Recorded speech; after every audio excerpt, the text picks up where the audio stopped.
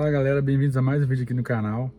Hoje é aquele vídeo polêmico que é para saber se vale a pena ou não comprar um carro turbo usado. Vou mostrar para vocês aqui tudo que eu gastei até o momento com esse carro. Tudo que tem que ver. Quem, por exemplo, está procurando um Bravo T-Jet ou um Punto T-Jet, linha T-Jet, que a motorização é a mesma.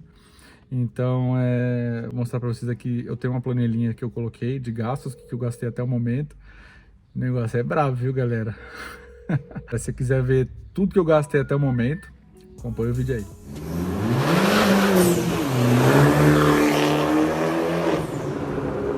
Então, galera, eu vou contar um pouquinho aqui como é que foi a questão de...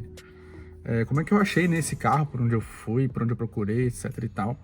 Eu sempre aconselho quem está procurando comprar algum carro, principalmente algum carro mais chato, ou no caso o carro turbo é um carro meio chato em questão de manutenção.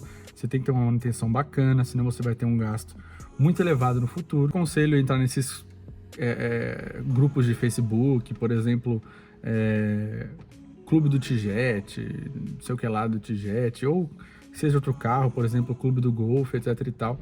Porque geralmente quem está nesses grupos tem gosta bastante de carro, né? Gosta de manter o carro numa condição bacana.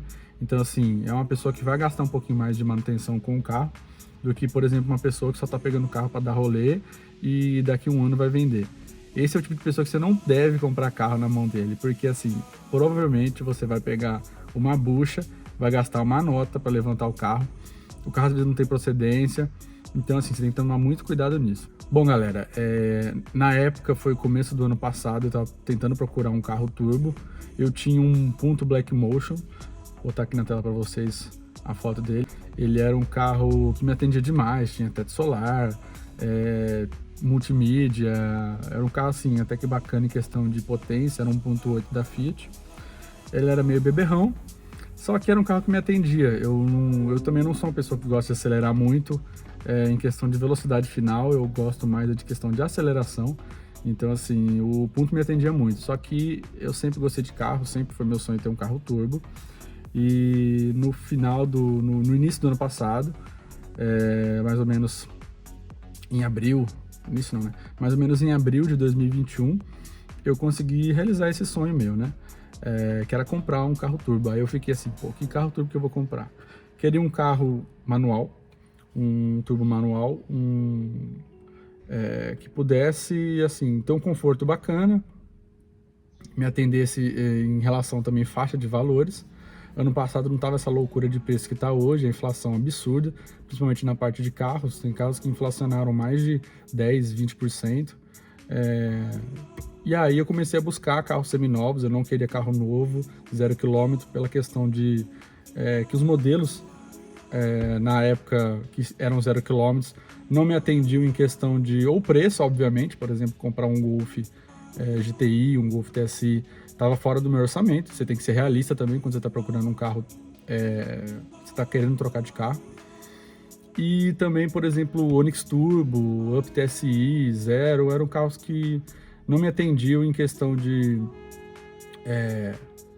aspecto visual, motorização, até atendiam, só que não era o que eu estava escolhendo. Então, tanto questão financeira quanto de gosto mesmo, era os T-Jets, né? Punto T-Jet e Bravo T-Jet.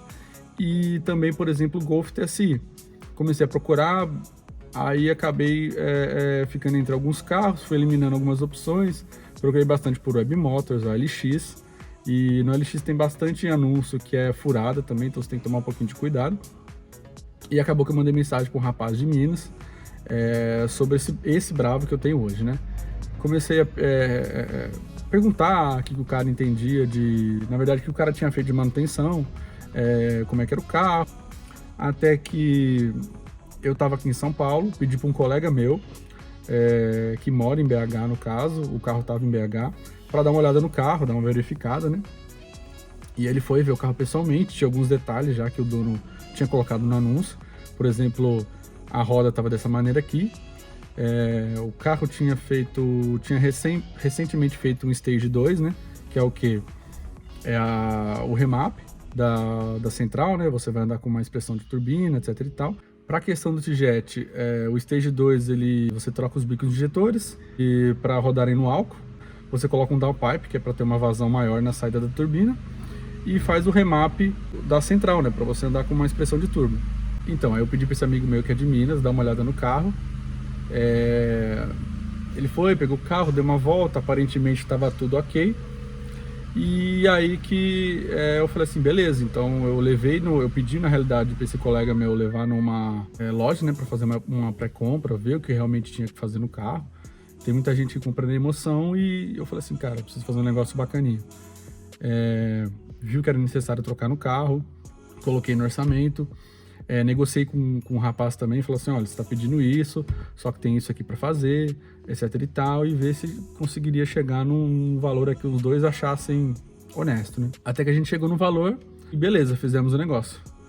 Aí que realmente eu peguei, troquei algumas coisas que eram realmente necessárias nesse momento, e mais para frente eu sabia que tinha alguma coisa para trocar no carro, não tantas, porque no primeiro rapaz que eu levei, talvez ele não tinha muita experiência com o T-Jet em si, eu tomei talvez o nível de critério e segurança, né, do rapaz que eu levei na segunda vez, que foi numa oficina bem famosa, conceituada lá em BH, que é a Autoholic.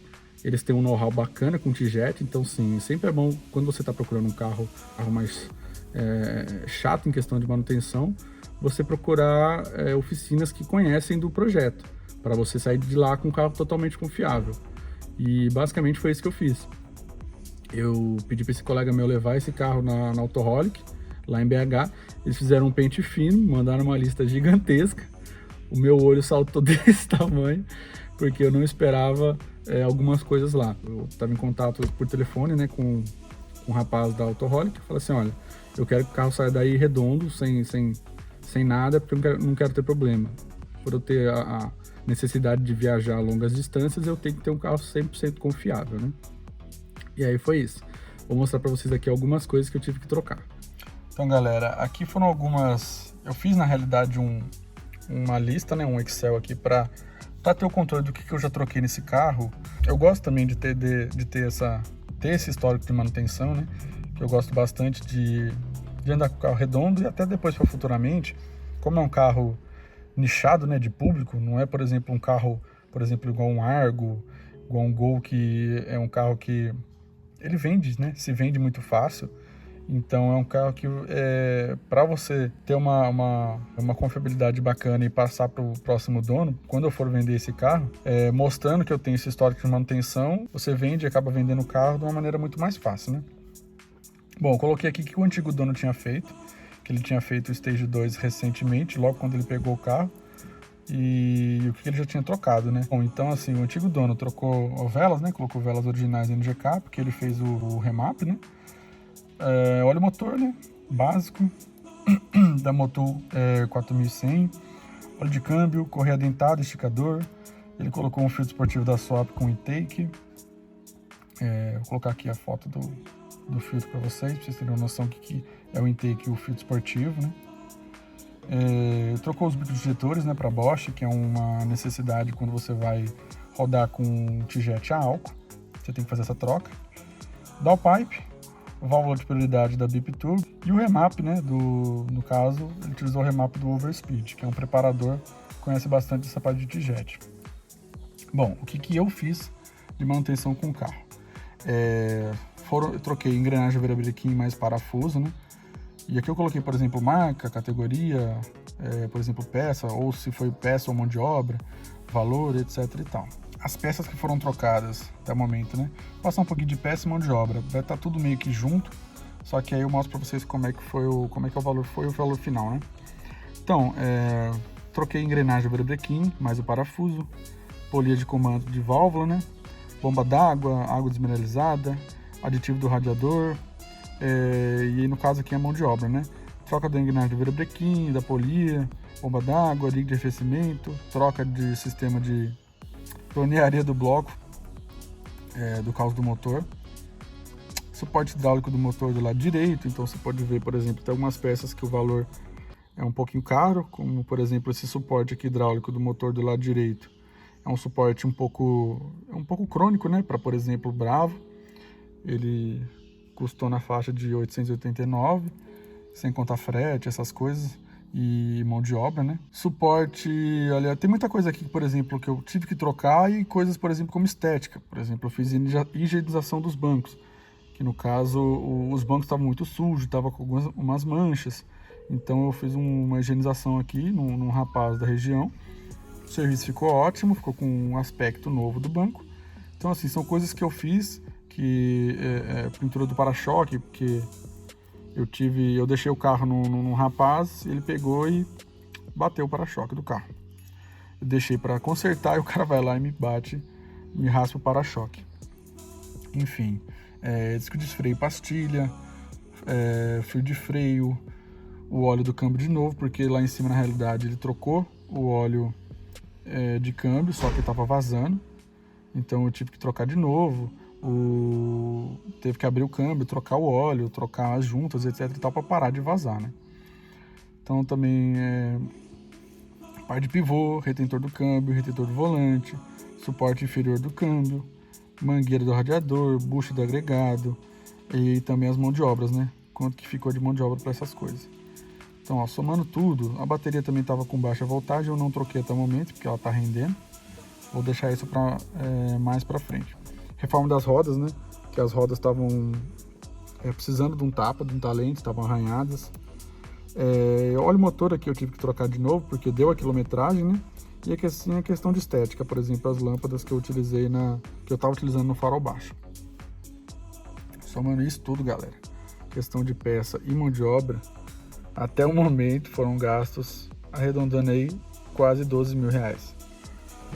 Então, galera, vocês puderam notar que o valor é um valor um pouco alto.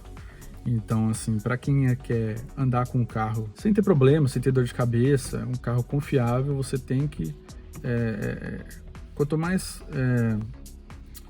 elaborado for o projeto do carro, for um carro turbo, um carro, hoje em dia, os carros com injeção direta e turbinados também de fábrica, né?